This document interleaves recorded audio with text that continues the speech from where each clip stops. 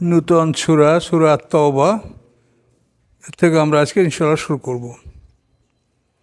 তো এই সূরার প্রথমে বিসমিল্লাহ লেখা নাই। এই সূরাটাকে মনে করা হয় যে এটা আনফালের অংশ হতে পারে, উপর যে সূরা আনফাল এটারই অংশ হতে পারে। তো ওসমান গনি রাদিয়াল্লাহু বলেন যে আমরা এটাকে পৃথক করে আলাদা করে রেখে রাখছি, বিসমিল্লাহ লেখি নেই। তো হতে পারে যে এটা আনফালেরই অংশ, এটা কারণ।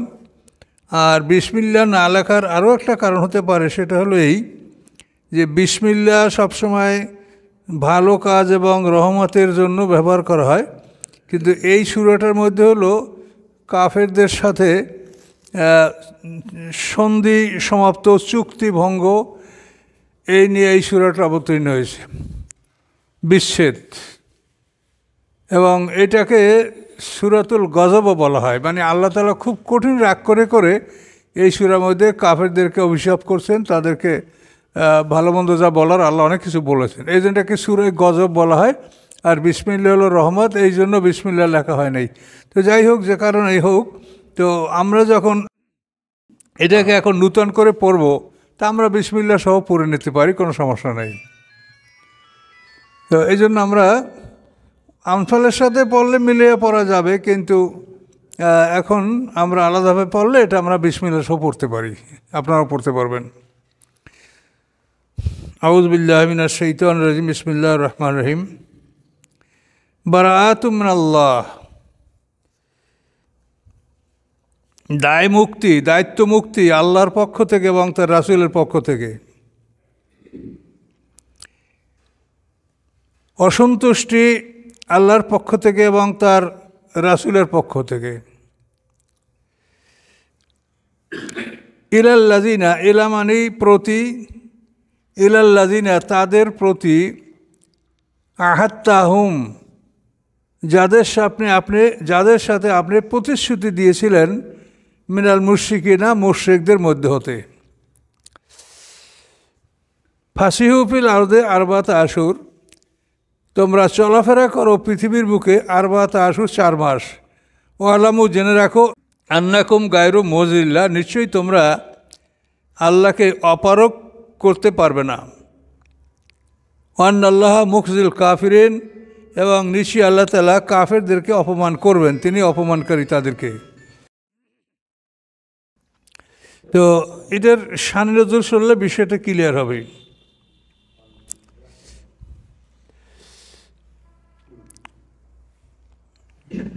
হুদায়বিয়া সন্ধি সম্পাদিত হয়েছিল ষষ্ঠ হিজরিতে, হুদায়বিয়া সন্ধি। তো এই হুদায়বিয়া সন্ধিতে বলা হয়েছিল যে আমরা মক্কার মুশরিকরা এবং মুসলমানরা 10 বছরের মধ্যে আমরা যুদ্ধ করব না। তো এখন দেখা গেল যে 2 বছর পরেই মক্কা বিজয় হলো, যুদ্ধ শুরু হয়ে গেল। এটার কারণ ছিল মুশরিকরা, তারা সন্ধির শর্ত ভঙ্গ করেছিল। 2টা সম্প্রদায়, বনি বকর আর বনি খুজা।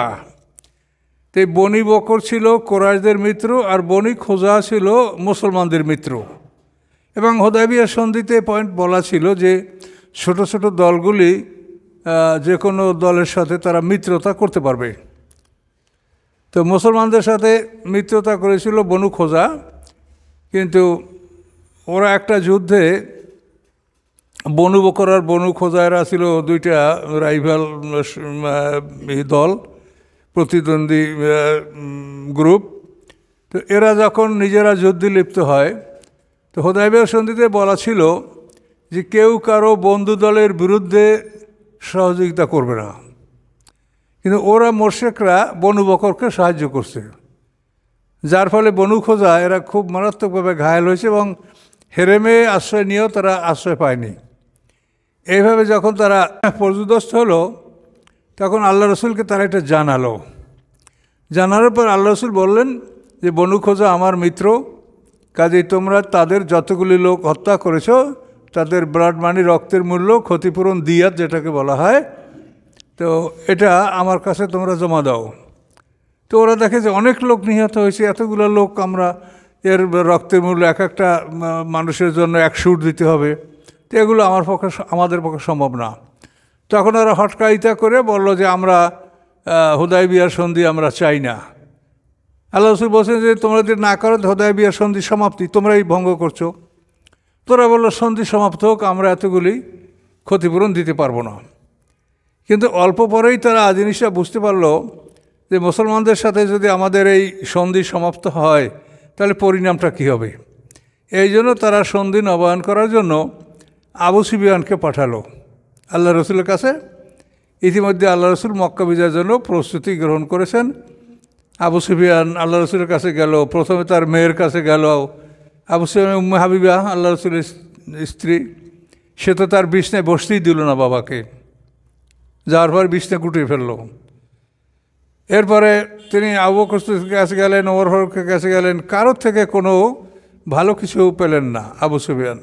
শেষ পর্যন্ত আলী রাদিয়াল্লাহু তাআলা আনহুকে পরামর্শ দিলেন যে আপনি কিনানার নেতা সর্দার, আপনি কাবাগারের সামনে দাঁড়াইয়া লোকজনকে বলেন যে আমি আপনাদের আশ্রয় কামনা করছি, এই আশ্রয় কামনা করে তারপর আপনি চলে যান। তো এভাবে আবু সুফিয়ান চলে গেল। আল্লাহ রাসূল যুদ্ধের জন্য প্রস্তুতি নিলেন। মক্কা বিজয় হলো 8ম হিজরিতে 18ই রমজান। হুদায়বিয়ার সন্ধিটা এটা হলো 6ষ্ঠ হিজরিতে, এবং সেখানে বলা হয়েছে 10 বছরের জন্য যুদ্ধবিরতি থাকবে। কিন্তু 10 বছর যদি যুদ্ধবিরতি থাকে তাহলে তো 6 থেকে আরও 10, 16 হিজরি পর্যন্ত এই চুক্তিটা বহাল থাকা প্রয়োজন ছিল। কাজে এটা আল্লাহ তাআলা পছন্দ করেন না, বা এটার প্রয়োজনও নাই, যা ছিল তা হয়ে গেছে। তো এখন 8ম হিজরিতে মক্কা বিজয় হয়েছে। মক্কা বিজয়ের পরে আল্লাহ রসুল মুহররম মাস শুরু হওয়ার লগ্নেই আল্লাহ রসুল যে ইয়াতে ছিল জেরানা, হুনাইনের যুদ্ধ, ওখান থেকে আল্লাহ রসুল মদিনায় চলে গেলেন। তো দেখেন রমজানের পরে শাওয়াল, জিলকত, তো জিলকত মাস তো মুহররম, জিলকত, জিলহাজ আর ওই বছরের প্রথম মাস, এই 3 মাস তো একসঙ্গে। তো 18ই রমজান মক্কা বিজয় হলো। তো থাকে সামনে শাওয়াল, শাওয়াল মাসে হুনাইনের যুদ্ধ হলো, তাইফের যুদ্ধ হলো। এরপরে যেটুক সময় আছে এর মধ্যেই মুহররম আসলো। তাহলে রমজানের পরে শাওয়াল, জিলকদই তো মুহররম মাস, জিলকদ, জিলহাজ, মুহররম, এই 3টা তো একসঙ্গে। আর রজব মাস হলো মাঝখানে, 4 মাস মুহররম। কি বুঝতে পারছেন ব্যাপারটা? জিলকদ, জিলহাজ এ তো শেষ, 11-12 নম্বর মাস। আর এরপরে মুহররম হলো নতুন বছরের প্রথম মাস, বুঝছেন?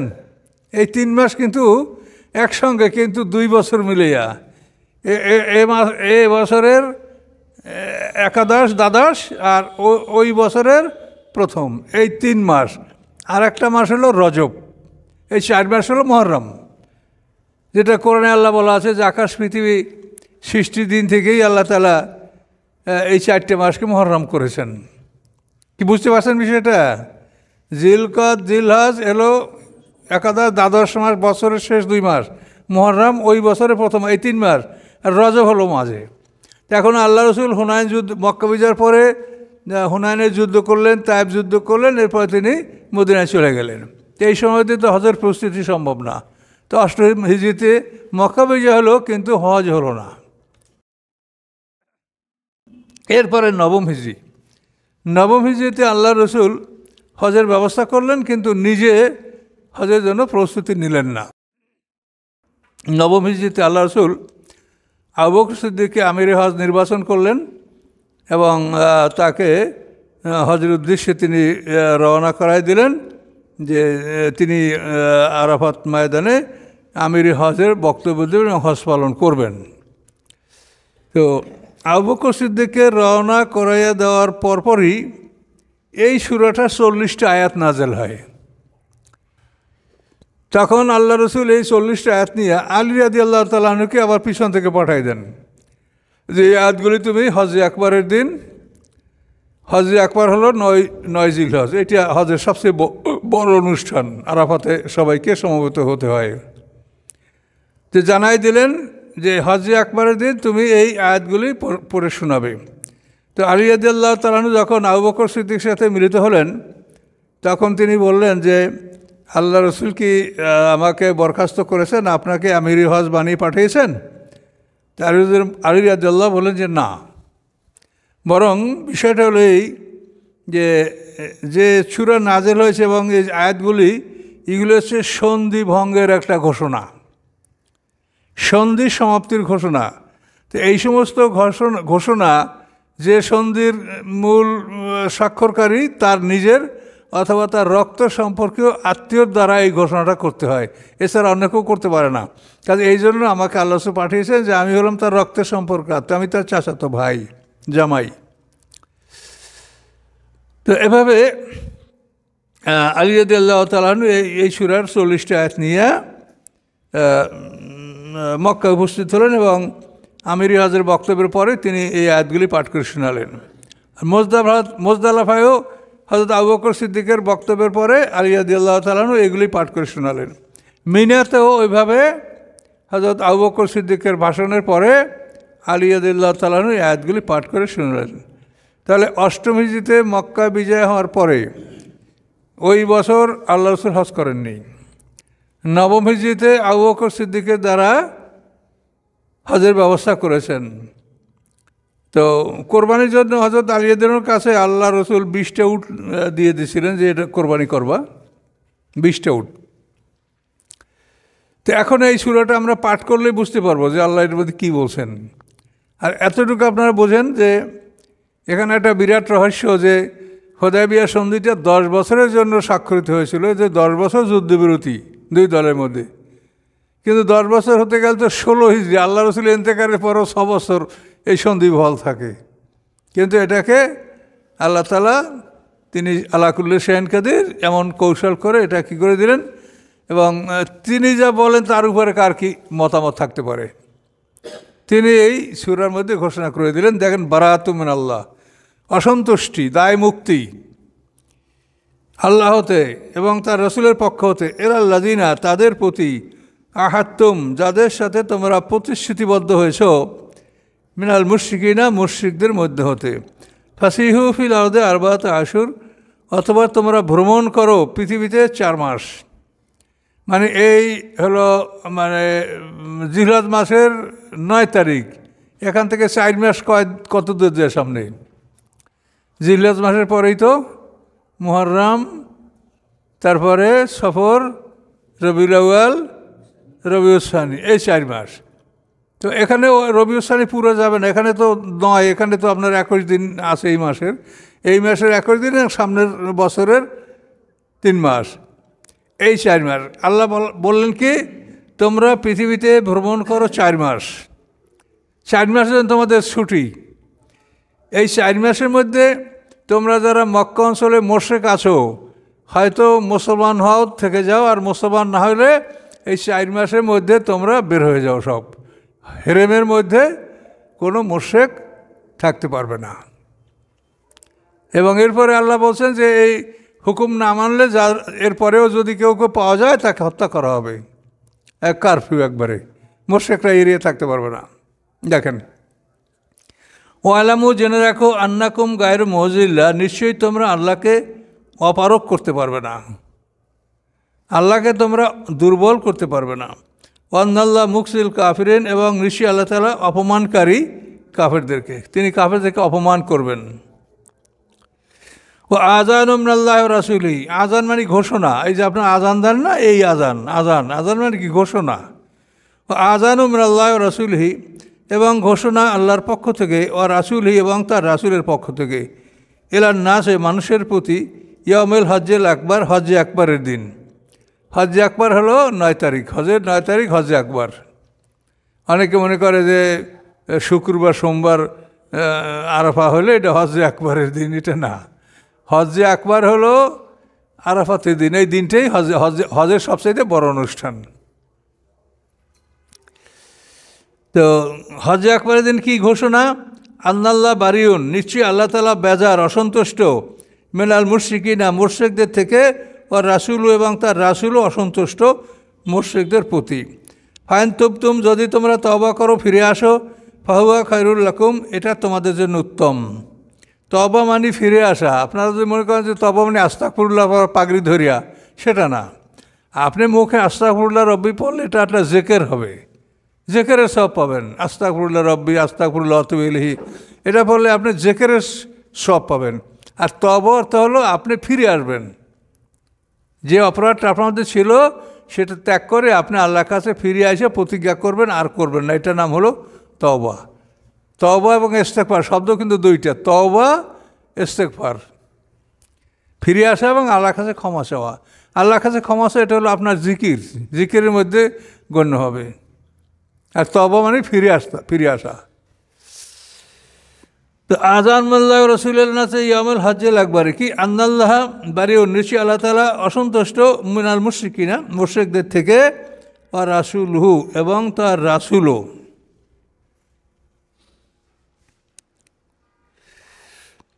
ফাইন তুবতুম, যদি তোমরা ফিরে আসো, ফাহুয়া খায়রুল লাকুম, উহা তোমাদের জন্য উত্তম। ওয়াইন তাওয়াল্লাইতুম, যদি তোমরা ফিরে যাও, ফা'লামু, জেনে রাখো, আন্নাকুম গায়রু মুজিল্লাহ, নিশ্চয়ই তোমরা আল্লাহকে অপারক করতে পারবে না। ও বাশশিরিল্লাযিনা কাফারু বিআযাবিন আলীম, সুসংবাদ দেন আল্লাযিনা কাফারু, যারা কাফের তাদেরকে, বিআযাবিন আলীম, বেদনাদায়ক শাস্তির, যে তাদেরকে বেদনাদায়ক শাস্তি দেওয়া হবে। তো এখন একটা জিনিস আপনাদেরকে বুঝতে হবে যে হেরেমের মধ্যে মুশরিকরা থাকতে পারবে না। হেরেম কতখানি? হেরেমের উত্তরে দুইটা সীমানা, একটা হলো আফতা বা তানিম। এই তানিমটা হলো 6 কিলোমিটার মক্কা ঘর থেকে, কাবাঘর থেকে। আর 2 নম্বর ওখানে মিকাত হলো, সেটা হলো যেটাকে বলা হয় ওয়াদিয়ে নাখলা, এটা হলো 14 কিলোমিটার, ওয়াদিয়ে নাখলা। আর প্রত্যন্ত তানিম, তানিম হলো 6 কিলো, ওয়াদিয়ে নাখলা হলো 14 কিলো। এটা হলো উত্তর পূর্ব হেরেমের সীমানা। তো এরপরে পূর্ব হলো সবচাইতে বেশি, জিরানা, এটা 16 কিলো। আর পশ্চিমে হলো শামসি, এটা 15 কিলো। দক্ষিণে আদা, এটা হলো 12 কিলো। এতখানি জায়গা হলো হেরেম। ওরা যখন মুসলমানদেরকে, এই যে খোবাইবকে শাহাদাত, হযরত খোবাইব শহীদ হয়েছেন, তারপর জায়েদ ইবনে রাস্তাকে ওরা হত্যা করছে, এগুলো কিন্তু হেরেমের বাইরে করছে, ওরা হেরেমের মধ্যে এটা করেনি। আচ্ছা, হেরেম। এরপরে আরেকটা সীমানা হলো, এটাকে বলে হেল। হেল, হেরেম, হেরেম, হেল, আফাকি, এই 3টা জিনিস আপনারা বোঝেন। এটা হেরেম তো পাইলেন, এখন হেল কাকে বলে? হেল হলো যে পূর্বে হলো কার্ন, পূর্ব দিকে কার্ন, কারণ, কার্ন, বড় কাপ রেনে কার্ন। এই যে আবেশ কারণের নাম শুনলেন না, আবেশ করুনি, এ ওনার বাড়ি হলো এই কারণে, এই জন্য ওনাকে বলে ওয়াশ করুনি, বাংলায় ওয়াশ করুনি বলে গ্রাম্য মাসে। তো নামটা হলো আবেশ কারণী।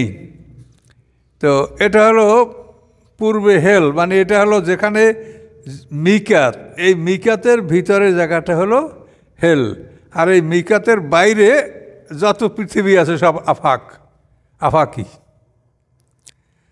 তাহলে হরম, হেল, আফাকি, এই 3টা কথা কিন্তু আপনার হজে বা কাবাগর সম্পর্কে এই কথাগুলো আসবে।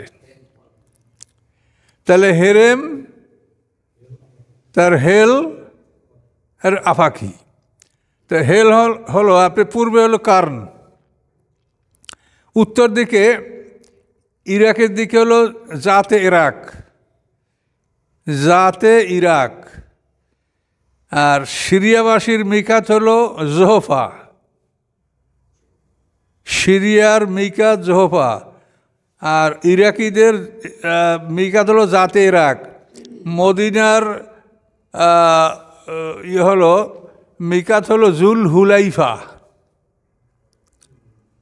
মদিনার থেকে রওনা করলে জুলহুলাফা, এটা 6 মাইলের মতো, মদিনা থেকে 6 মাইলের মতো আগাইলেই জুলহুলাইফা। এই মদিনাবাসীদের মিকাত হলো জুলহুলাইফা, আর আমাদের মিকাত হলো ইয়ালামলাম। এটা আমরা জেদ্দা সাইডে ঘুরিয়া যাইতো আমরা, এই জন্য ইয়ালামলাম পাওয়ার জেদ্দার ওই অঞ্চলে, এটা হলো আমাদের মিকাত। তো এখন এই মিকাতের ভিতরে যে জায়গাটা, এটা হলো হেল। তো এটা থেকে আমরা কি জানবো? এই হেলের মধ্যে যারা বসবাস করে তারা কিন্তু হজ আর ওমরা দুইটা নিয়ত একসাথে করতে পারবে না, বুঝছেন? এই আপনাকে বলার উদ্দেশ্য কি, এই হেলের মধ্যে যদি কেউ বসবাস করে, তার বাড়িঘর হয় বসবাসের, তাহলে তারা উমরা এবং হজ দুইটার যে নিয়াত করি আমরা, এটা করা যাবে না। কেরান বলেন, তামাত্তু বলেন, এটা এই হেলের মধ্যে যারা থাকে তারা পারবে না। হেরেমে যারা, তারা তো পারবেই না। হেলের মধ্যেও দুইটা একসঙ্গে করা, দুইটা মানে হলো একসঙ্গে নিয়াত। মানে ফরজ আর সুন্নত এক নিয়াতে, এটা তো একটা বিরাট ব্যাপার। ফরজ আর সুন্নত তো নিয়াত আলাদা করতে হবে, কিন্তু হজের জন্য এটা সম্ভব না। যে আমরা যারা আফাকি, আমরা হজের জন্য নিয়াত করে দিই, এর মধ্যে ঢুকি, তাহলে আবার উমরার জন্য নিয়াত করতে হলে আবার সেই হেলে ইয়াতে যাইতে হবে, মিকাতে। এই জটিলতার জন্য আল্লাহ তাআলা সুযোগ করে দিয়েছেন যে তোমরা যারা আফাকি, তারা উমরা এবং হজ একসঙ্গে করতে পারবা, কিন্তু তোমাদেরকে এর জন্য একটা দম দিতে হবে, বুঝতে পারছেন? এটা কোরবানি তোমাদের জন্য এটা দিতে হবে, যেহেতু এই সুযোগটা তোমরা লাভ করলে। তো এই দুইটা একসঙ্গে, এর মধ্যে আবার তামাত্তু আর কেরান ভাগ করা। তামাত্তু হলো আপনি উমরা করিয়া এরপরে এহরাম ভাঙিয়ে ফেলাইলেন, ভাঙিয়ে আবার 8 তারিখে এহরাম বাঁধিয়া ওইখানে বসে এহরাম মানে নিয়াত এই করে আপনি মিনায় চলে যাবেন। যে যারা এহরাম ভাঙবে তাদেরকে বলা হয়, মানে তাদের ভাষায় বলে তামাত্তু। আর যারা এটা ভাঙবে না, যাদের সাথে কোরবানির পশু সাথে নিয়ে যায়, তারা এটা ভাঙবে না। আল্লাহ রসুল মানা করছে। আল্লাহ রসুল বলছে যে যাদের কাছে কোরবানির পশু আছে, তারা তোমরা এহরামের উপরেই থাকো, একবারে 12 তারিখ পর্যন্ত সব কাজ শেষ করে তারপর তোমরা এহরাম ভঙ্গ করবা। মিনে অবশ্য কোরবানির পরে এহরাম ভঙ্গ করবে, কিন্তু এহরাম ভঙ্গ করার পরেও মানে সব সুযোগ তারা পাবে না। স্ত্রী ব্যবহার করার সুযোগ পাবে 12 তারিখের পর, বড় তওয়াফ করার পর। তো এই জন্য এই জায়গাটা 3টা ভাগ করা হলো, হেরেম, তারপরে হেল, তারপরে আফাকি। কি বুঝতে পারছেন? এগুলো কিন্তু খুব জটিল জিনিস। মৌলী সাহেব গজিয়াইবেন, দেখবেন যে অবস্থা খারাপ হয়ে যাবে, পাজামা গরম হয়ে যাবে। যাই হোক, কাউকে আবার ঠকাবার জন্য কিছু করবেন না, কথা বলতে পারছেন? আমি চাপাই তো তাফসির করেছি, মানে সীমাহীন। চাপাই লোকেরা বলতো, হুজুর আমরা আপনার তাফসির শুইনা বড় মাওলানা হয়ে গেল, কথা বলছেন? চাপাই ভাষা। তারপরে মাওলানা হয়েছো, তোমরা ভালো করছো, কিন্তু কোনো মাওলানার সাথে আবার টক্কর দিও না। আসলে তো রাসুলের সাহাবীরা কোনো মাদ্রাসায় পড়েন নাই, তারা রাসুলের কথাগুলি সব আয়ত্ত করেছেন, তার আমলগুলি দেখেছেন। এই জন্য আমরা যারা বড় মাওলানা হই, আমরা তাদের অনুকরণ করি যারা মাদ্রাসায় পড়ে নাই, কথা বুঝতে পারছেন? আমরা যারা এই মাদ্রাসায় পড়ি আর মুফতি ফতুয়া দেনেওয়ালা সার্টিফিকেট নেই, আমরা তো আসলে আমাদের ওস্তাদ হলো যারা মাদ্রাসায় পড়ে নাই, তারা আমাদের ওস্তাদ।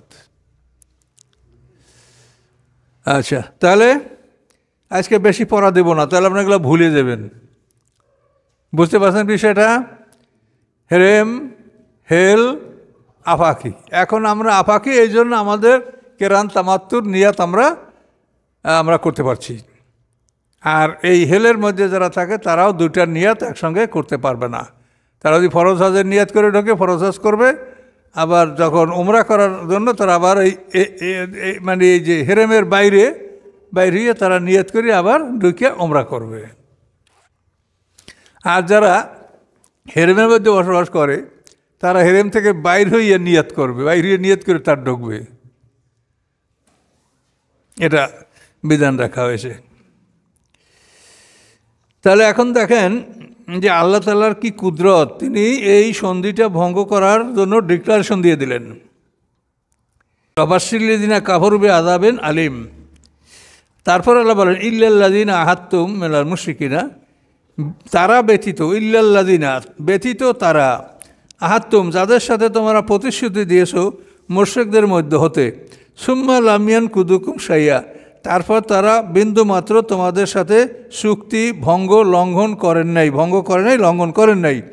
ওয়ালাম ইউযাহিরু আলাইকুম, এবং তোমাদের বিরুদ্ধে সাহায্য করে নাই। জাহারা মানে মদত করা, সাহায্য করা। জাহারা আলা যদি হয় তাহলে বিরুদ্ধে, আর লাহু যদি হয় তাহলে পক্ষে। শাহেদা লাহু, সে তার পক্ষে সাক্ষী দিল। শাহেদা আলাইহে, আলা যদি থাকে তাহলে সে বিপক্ষে সাক্ষী দিল। কি বুঝতে পারছেন কথাটা?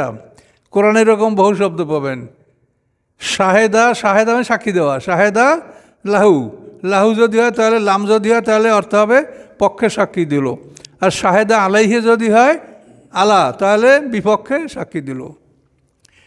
তাহলে জাহারু আলাইকুম, অর্থাৎ তোমাদের বিপক্ষে যদি তারা তোমাদের শত্রুকে মদত দেয়, আহাদান কাউকে, এরকম যদি তারা না করে, ওয়ালাম ইউযাহিরু আলাইকুম, অর্থাৎ তোমাদের বিরুদ্ধে তোমাদের শত্রুদেরকে সাহায্য করে নাই, আহাদান কাউকে, ফাতিম্মু ইলাইহিম আহাদাহুম, তোমরা তাদের সাথে প্রতিজ্ঞা পূরণ করো। তাদের সাথে প্রতিজ্ঞা তোমার চলো। এগুলো ছোটোখাটো দলের বিষয়। বড় দল তো মক্কা, তাদের সাথে তো ওই বড় কথা। এলা মুদ্দাতিহিম, তাদের মুদ্দাত পর্যন্ত। ইন্নাল্লাহ ইউহিব্বুল মুত্তাকিন, নিশ্চয়ই আল্লাহ তাআলা মুত্তাকিনদেরকে ভালোবাসেন। ফাইজান সালাকাল আশুরুল হুরুম, অথবা যখন চলে যাবে, শেষ হয়ে যাবে আশুরুল হুরুম, এই মুহররম মাসগুলি, ফাকতুলুল মুশরিকিনা হাইসু ওয়াজাদতুমুহুম, তোমরা হত্যা করো মুশরিকদেরকে যেখানে তোমরা তাদেরকে পাবে। মানে এই 4 মাস তাদের জন্য সময়। যাদের সময় 4 মাসের কম ছিল তারাও এই 4 মাস সময় পাবে। যাদের সময় ছিল কয়েক বছর পর্যন্ত তারাও সময় পাবে এই 4 মাস। এর মধ্যেই তারা হয়তো ঈমান আনবে, না হলে হেরেম থেকে বের হয়ে যাবে। আর বাইর না হলে তাদেরকে পাওয়া গেলে হত্যা করা হবে। মসজিদের হেরেমে প্রবেশ করার অনুমতি নেই।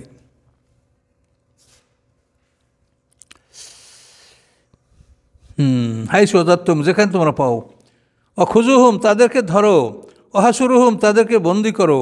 অকউদুলাম কুল্লা মারসাদ, বসে যাও তোমরা তাদের জন্য সকল ঘাঁটিতে। ঘাঁটিতে বসে দেখো, পরীক্ষা করো, অবজার্ভ করো যে তারা কে কোথায় আছে। মুশরিকরা যেন হেরেমের মধ্যে থাকতে না পারে। ফাইন তাবু, যদি তারা তওবা করে, ওয়াকামুস সালাতা, সালাত কায়েম করে, ওয়াতাউজ যাকাতা, যাকাত আদায় করে, ফাখাল্লু সাবিলাম, তাহলে তাদের রাস্তা ছেড়ে দাও। তাহলে দেখেন, এই মুশরিকরা 2 বছর আগে মুসলমানদেরকে ঢুকতে দেয় না এই মক্কাতে। এখন আল্লাহ কি বললেন? যে 4 মাসের মধ্যে ভাগো, না এর মুসলমান হও, আর যদি পাওয়া যায় তাহলে যেখানে পাবে সেইখানে তোমাদেরকে হত্যা করা হবে।